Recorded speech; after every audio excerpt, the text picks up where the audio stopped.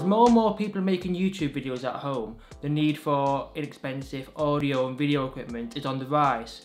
And many people put audio equipment to one side and focus on video, whereas audio in some ways can be seen as more important than, you know, the latest 4K camera or whatever. So there's been a rise in inexpensive audio equipment from high-end manufacturers. And one of those manufacturers is Focusrite. They are a British, I think they're British, I don't know, manufacturer who makes high-end audio equipment such as the Scarlett range. And now many people are also buying this Focusrite Scarlett 2i2. However, I've been using an older audio interface over the past 5 or 6 years, which I got second-hand from a friend, which is the Alesis iO2. This is very similar to the Scarlett 2i2 in the same way it's got 2 inputs. It shares many of the same features such as stereo and mono recording. You can plug headphones into it, use it as a headphone interface. However, now it is a lot cheaper than the Scarlett Focusrite 2i2. I should mention that there's actually a new version of the Scarlett 2i2 that's come out in the past month or so, which is this 3rd generation version, which includes some new features. Apparently it sounds a bit better. It might look a bit better, there's more lights on the front of it and stuff like that, but it will sound pretty much the same as the 2nd version, which I'm going to be comparing to the cheaper Alesis iO2 to see is there actually any reason to spend the extra £100 or so getting the Scarlett 2i2 when you can go on eBay and buy a used Alesis iO2 for 20, 30, 40 pounds compared to the £100 you will pay to get a brand new Focusrite Scarlett 2i2. First of all, let's talk about looks. Obviously, it's down to personal preference, but my personal preference is I prefer the Focusrite Scarlett 2i2. It's got a red brushed, I think it's stainless steel or aluminium metal shell on the outside, which was really strong. This would definitely look nice on a shelf or on your desk. The bottom of the Focusrite has 4 little feet which have got sound dampening rubber type of material on them, so when you touch them they are quite bouncy. So this should stop any vibrations coming from, you know, external monitors and stuff like that. The front panel of the Scarlett 2i2 has several buttons, several knobs and stuff like that. It has 2 XLR inputs, 2 gain controls, and it's also got a monitor control for headphones. And it's also got another monitor control for the line outputs, which are on the back of the device, so you can connect external left and right speakers. The front also includes switches for line and insert. There's also a switch for direct monitoring, which means you can directly monitor the sound that's coming into the device using the headphones plugged into it. Finally, there is a 48 volts button, which is for phantom power for condenser microphones. Going to the back, there's the USB port to connect to the computer.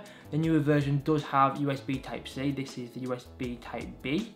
And then there's the Kensington lock, and then there's the line outputs like I mentioned earlier. Overall, this device is very well built and has got lots of options for inputs, including XLR, and then in the centre of that XLR you can plug a TRS cable, I think it's called, to connect a line in, such as a guitar or other instrument, so you can use this as both a microphone input and an instrument input. The Alesis iO2 is a bit different in the way that it's got a top-down layout rather than a front layout, so this may be better if you're using it in a drawer, for example, but it has many of the same features as the Scarlett 2i2. It's got 2 XLR inputs, it's actually got a separate line in TRS input and an insert input. There's also a phantom power switch to turn on phantom power for condenser microphones. There's 2 gain controls, headphones control, and a main level control, which is similar to the monitor control on the Scarlett, where you can adjust the volume of your external monitor speakers. Whereas on the Scarlett there's a switch to switch on direct monitoring, on the Alesis there's a dial which you can turn between USB sound coming out your computer and direct sound coming from the microphone that you can monitor directly from the interface itself. The back of the device shows similar inputs and outputs as the Scarlett, such as USB, and lines out to connect it to speakers.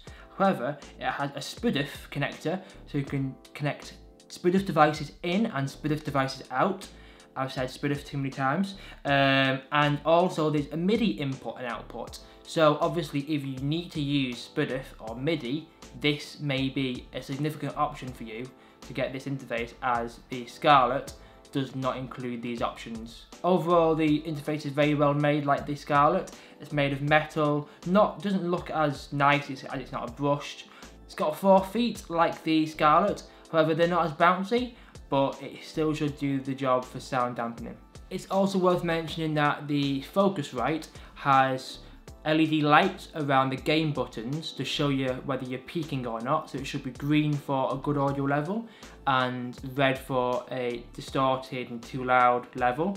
But the Alesis, however, has dedicated decibel readings on top of the device, so you can look at these when recording to see whether you're peaking or not, and these will turn red the higher you get up, etc. So it shares the same feature as the Focusrite, but this can be a bit more accurate to determine what level you're actually recording at.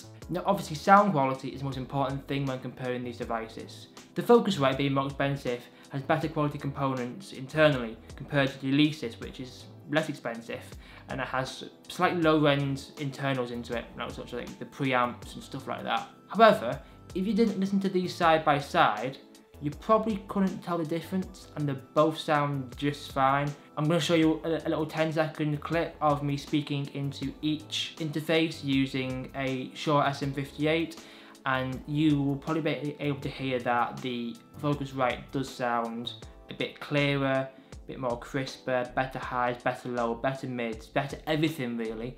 It's just got that bit more depth and better quality sound compared to the Alesis, which can sound a bit cheap compared to the Focusrite, but by itself it really is excellent for the price, even 10 years on. This is a test of the Shure SM58 microphone plugged into the Alesis iO2 audio interface. Test mic 1, 2, 3.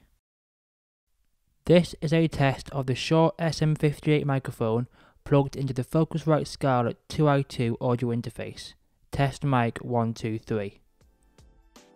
If you're just getting started in making your audio sound better in your videos, or are an instrumentalist and want to record your instruments or singing, I'd recommend getting the Alesis. If you're under a budget, you can pick it up for £30 on eBay.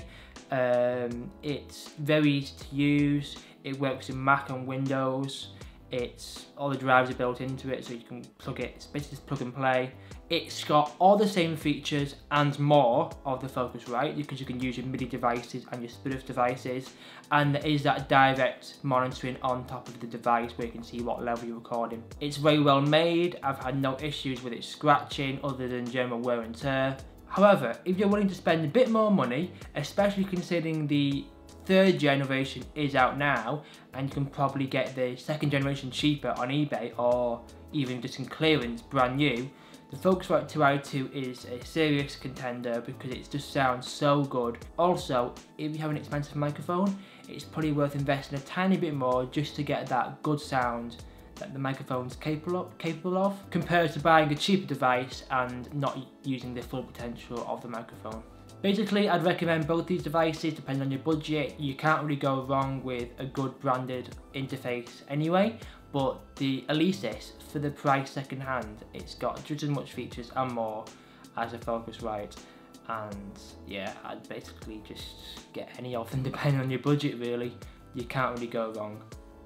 Thanks for watching this video today. I think it's interesting to do comparisons of older technology to newer technology and just seeing, is there actually much difference between this type of stuff, because in reality it does the exact same job, just that the technology has got cheaper to make, which means it can include higher end stuff inside it sometimes, I don't know. But anyway, thank you for watching the video. If you want to see more stuff like this, please subscribe and let me know in the comments or whatever. Check out my other 4 videos or whatever I've done on the channel. I did a review of a headphone stand and a review of something else I cannot remember. Thank you for watching, and I shall see you in another 4 months when I make another video.